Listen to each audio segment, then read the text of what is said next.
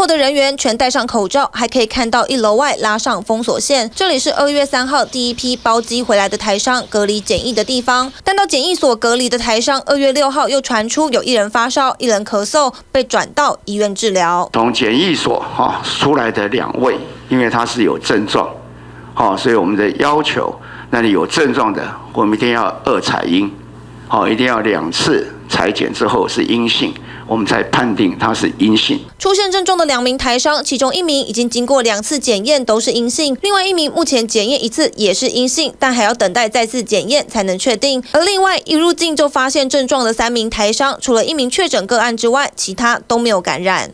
从这武汉回来的专机，到他的身体的情况到底怎么样？